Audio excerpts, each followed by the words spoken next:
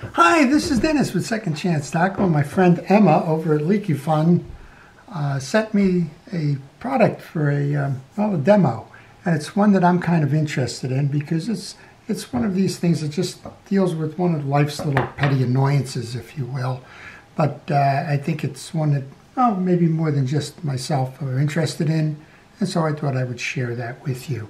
Well, what is the product? The product is a AirPlay or CarPlay adapter box. And what it does is, well, we've all got the CarPlays and we've got the tethers. We have to plug those into the CarPlay port in order to utilize the CarPlay function on our phone. This simple device is, well, it's kind of like a thumb drive. And the thumb drive is going to plug into the CarPlay port, utilize Bluetooth, the wireless connection, going to enable you to untether your phone. And well, once you've set that up, it's my understanding that you can leave the phone in your pocket or your purse or your coat or whatever. You don't need to go and reattach it to the lead cable in order to have CarPlay in your car. And if your car is like mine, the CarPlay port happens to be in the compartment that is in the console. And so I always have a wire hanging out of there to enable me to use the CarPlay.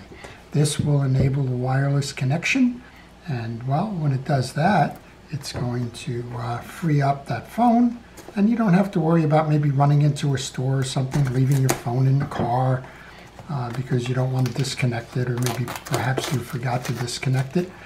And well, this should do the trick. Let's take a look at what's inside of it, and then we'll go outside and we'll see how easy it is to install this adapter and run CarPlay on your car. Now, one of the things you need to know is you need to have a CarPlay capable vehicle. And CarPlay's been around a while. It's been around since I think 2016 or so. So check your owner's manual. Make sure that you have CarPlay. Most of the folks that are watching this probably already have CarPlay, know that, and know the inconvenience of having that wire.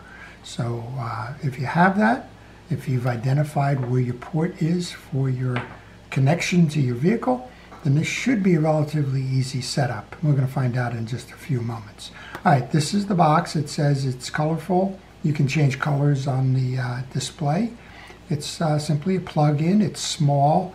And, well, it's kind of speedy in terms of the Bluetooth connection. So let's open this up, see what we have. This is available through the Linkifun site. I will leave that in the descriptions. It's, well, it's a rather attractive button. I don't know if it's going to even be an issue with me because, again, mine is in the console. Nobody will ever see it. But you do have a nice black finish to that. And the instructions, well, the instructions, let's see what we have here. Well, it looks simple enough. We'll take this outside and we'll see what we can do here. It says simply to insert the device into your CarPlay's interface. It's a USB interface. You'll know where that is if you're using one of these. Just match the Bluetooth on the button to your phone.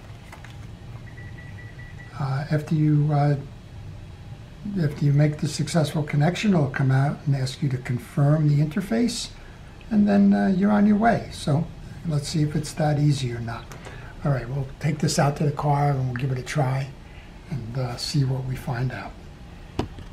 Car now, and this is the typical setup for the CarPlay. We're tethered in with that cable, and this device is going to enable us to remove the tether and set our phone up so that we have a functioning CarPlay through the wireless connection.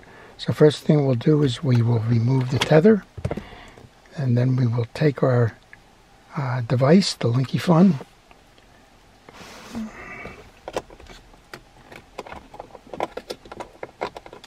plug that into the USB port. And now I'm going to start the vehicle. I'm not sure if I need to do that.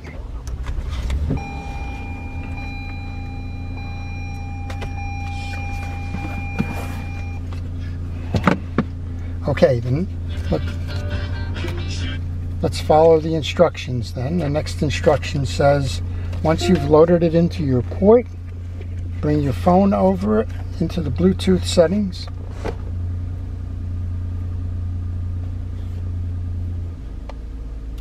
And identify the other device. In this case, it's the AI box. Make the connection to the box. Pair the box. Allow your contacts if you're going to use that.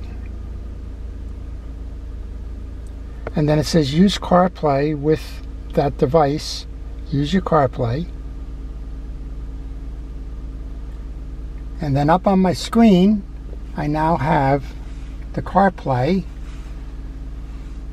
And this is a touch screen, so I can go to whatever pieces I like in that. I can get my messages, my maps, and whatever applications are typically on my CarPlay feature. And this has a toggle feature to it, so if you want to use the maps, if you want to use Pandora or the like, you can do that. You can come back to the home, and if you want to go back to your original car settings and exit CarPlay, they do identify the vehicle that you have. You'll bring it back to your audio source, and if you want to listen, for example, to AM radio, you can bring that on. So that was a very easy setup and uncomplicated. And what did it accomplish most? Well, it's eliminated the tether. Now I can take my phone with me at any point in time, not worry about it. And because I have an auto detect on this button, when I bring the phone back into the car and restart the vehicle, it will bring up my menu. And on my menu, you'll see on the bottom now I have Apple CarPlay. Simply touching that will bring me back to my screen. Well, I hope you've enjoyed the product preview. I'm excited to use it and give it some more tests. But it's convenient, it's easy to set up, and well, I think it's a value for the price paid. This is Dennis with Second Chance Tackle, thanking everybody for watching. I hope this has been informative.